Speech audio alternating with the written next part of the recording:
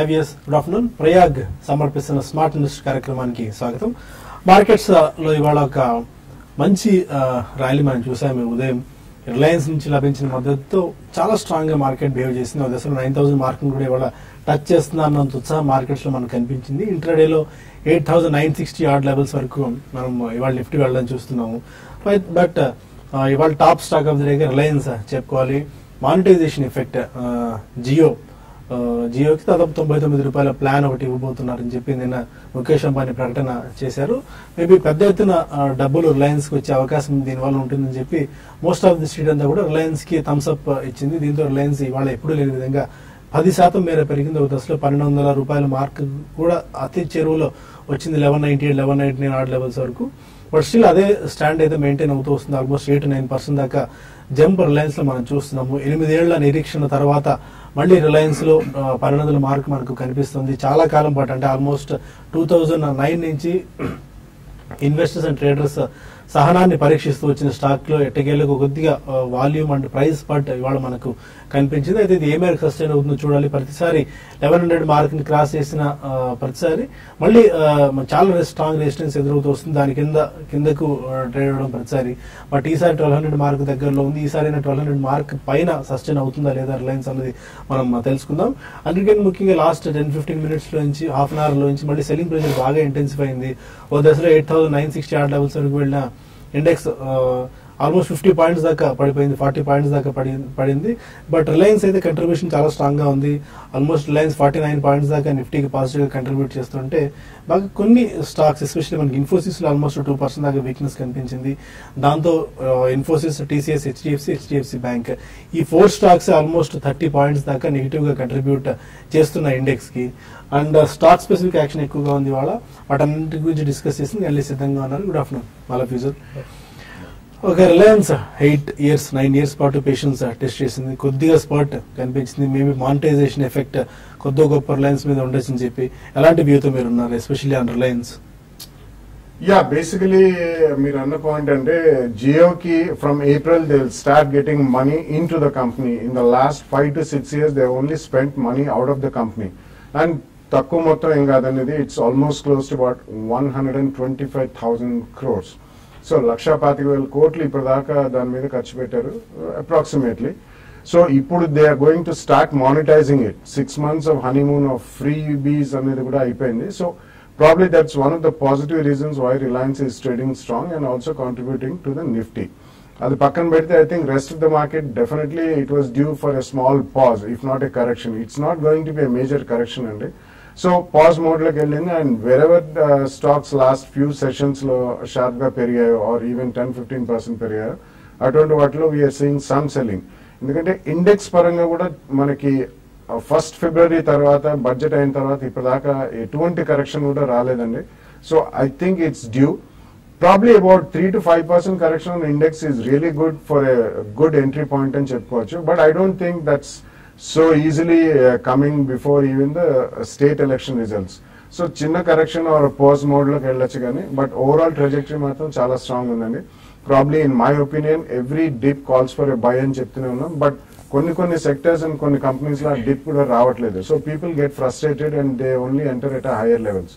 So ఎక్కడైతే మనం ఒక స్టాక్ ప్రైస్ లో ఒక 1 or 2 days of stability or minor correction stock specific చెప్తున్నాను, I think one should definitely take position in that stock and probably అక్కడ నుంచి ఏదైనా ఓవరాల్ మార్కెట్ వీక్ అది పడితే about 5-7% or 10-12% correction, you can always buy it at the second price point. But don't lose out this rally, which is not going to be at least a small rally over the next 1 or 2 quarters.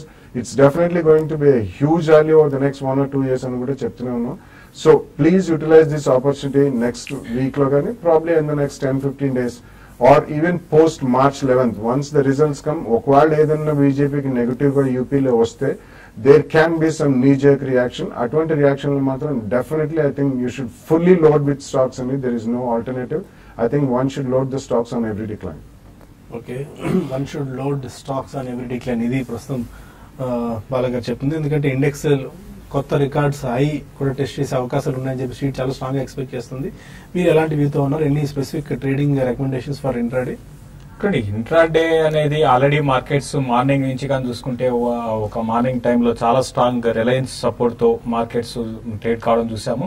అయితే last ఒక 1.5 hour లో చూసుకుంటే selling అనేది బాగా intensify అయింది. దాదాపు అన్ని counters లో అటు లార్జ్ క్యాప్ అటు మిడ్ క్యాప్ కౌంటర్స్ లో కూడా బాగా ప్రాఫిట్ బుకింగ్ అనేది చూసాము, లాంగ్ అన్వైండింగ్ చూసాము. F&O రేపు మనకి క్లోజింగ్ ఉంది కాబట్టి మార్కెట్స్ పరంగా నిఫ్టీ పరంగా ఇక్కడ నుంచి పెద్దగా ఈ రోజుకి పెరుగుతుంది, రేపు కూడా పెరుగుతుంది అయితే అనుకోము.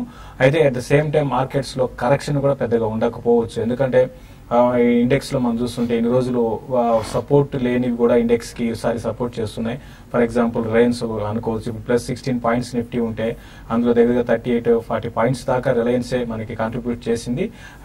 ఈ రోజు అదే లాస్ట్ ఫ్యూ డేస్ గా చూసుకుంటే టీసీఎస్ ఒకటి కాంట్రిబ్యూట్ చేసింది, ఎందుకంటే 2200 లెవెల్స్ నుంచి 25 దాకా అది ఒక కాంట్రిబ్యూట్ చేసింది. సో ఈ విధంగా ఇండెక్స్ లో కొన్ని స్టాక్స్ స్ట్రాంగ్ ఉన్నాయి కాబట్టి నిఫ్టీలో పెద్దగా బాలాగారు అన్నట్టుగా పెద్దగా మేజర్ క్రాక్స్ అయితే ఉండకపోవచ్చు.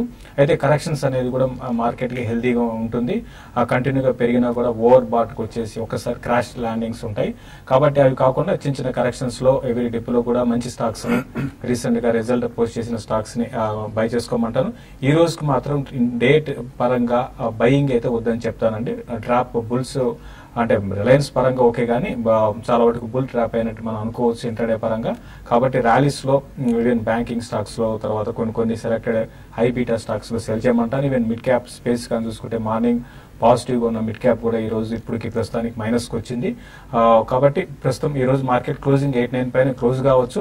కాబట్టి ఈ సెల్లింగ్ కొంచెం ఆగి మళ్ళీ ఒక రౌండ్ మార్కెట్స్ పైకి వెళ్ళిన తర్వాత మళ్ళీ కొంచెం ఫ్లాట్ గానే క్లోజ్ కావచ్చు. యూరోప్ కూడా స్ట్రాంగ్ ఉన్నాయి కాబట్టి మార్కెట్స్ ఫ్లాట్ గానే క్లోజ్ కావచ్చు అండి. ఓకే, అరవింద్ గారు మీ వ్యూ ఎలా ఉంది? సో నా వ్యూ వచ్చేసి పాజిటివ్ అండి నాది.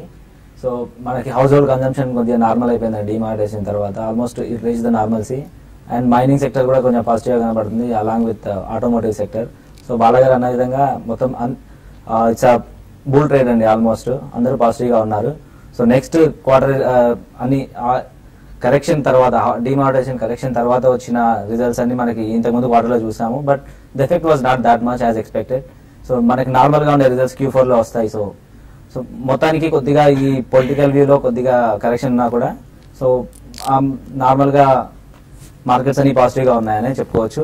అదేవిధంగా చిన్న కరెక్షన్ తర్వాత మనకి బై అండ్ డిప్స్ అండి, ఏదైనా కూడా మార్కెట్ చిన్న చిన్న స్పెసిఫిక్ కరెక్షన్స్ ఏదైనా వచ్చినప్పుడు మంచి స్టాక్స్ అన్ని అక్యుమిలేట్ చేసుకోమనేది నా సజెషన్ అండి. ఓకే, అది ఫండమెంటల్ వ్యూ. మొత్తానికి అయితే అందరూ ఇక్కడి నుంచి మార్కెట్ పడే అవకాశాలు బాగా తక్కువగా ఉన్నాయి. స్టాక్స్ ను ఇక్కడి నుంచి ఇంకా లోడ్ చేసుకునేందుకు అవకాశాలు మెరుగ్గా ఉంటాయి. ఇలాంటి డిప్స్ వస్తే వాటిలో మంచి స్టాక్స్ ను రైడర్ లో ఉంచుకొని ఆ స్టాక్స్ కొనుగోలు చేసుకున్నట్టయితే ఈ ర్యాలీని మిస్ కాకపోవచ్చు అన్నది ఒక సలహా వినిపిస్తుంది. ఒక చిన్న బ్రేక్ తీసుకుని కాల్స్ అండ్ ఈమెయిల్స్ తీసుకుందాం. Stay with us.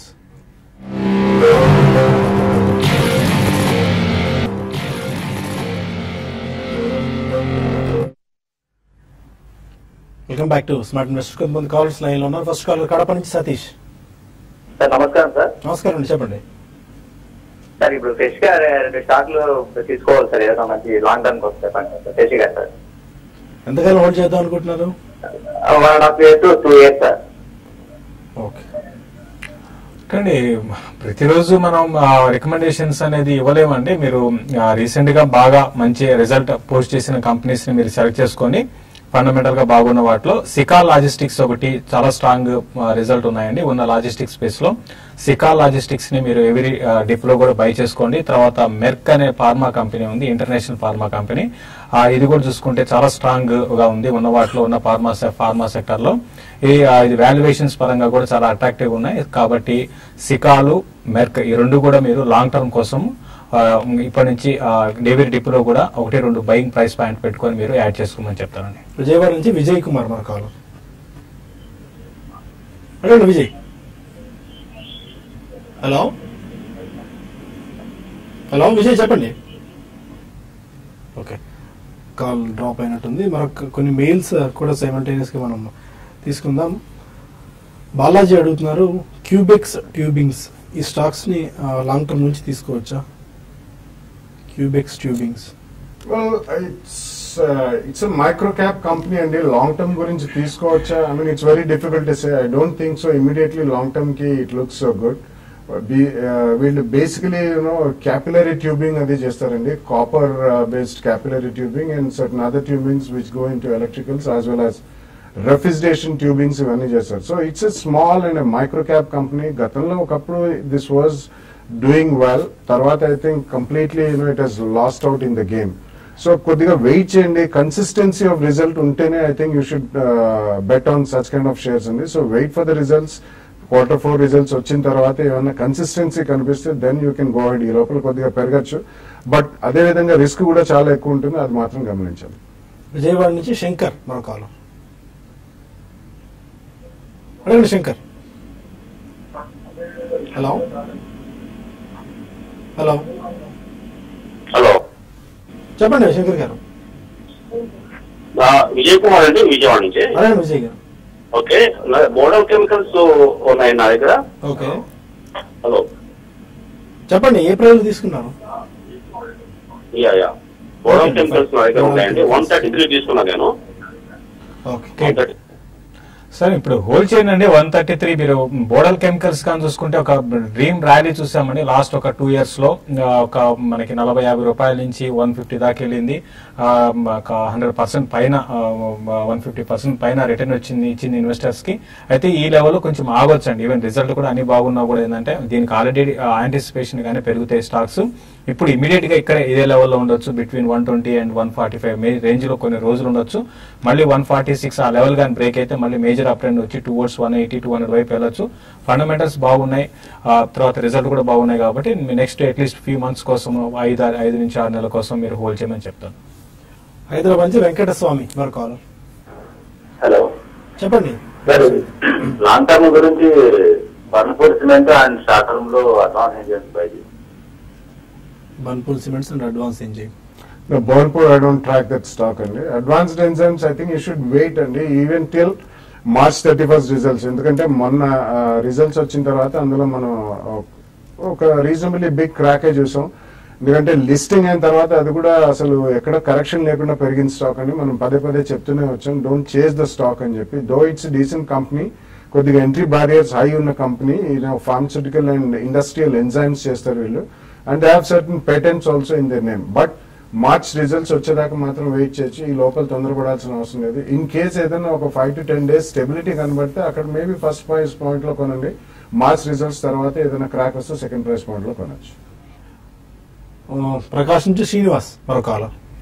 Good afternoon sir, all of you. Good afternoon అండి, చెప్పండి. సార్, మేఘమణి ఆర్గానిక్స్ అండ్ ఏవిటీ న్యాచురల్ ఈ ప్రైస్ లో లాంగ్ టర్మ్ వీలో బై చేశాయి. మేఘమణి నుంచి ఇందాక 1 hour బ్యాక్ ఏదో న్యూస్ కూడా వచ్చినట్టుంది ప్లాంట్ పెట్టినట్టు. బాలాగారిని చెప్పండి సార్.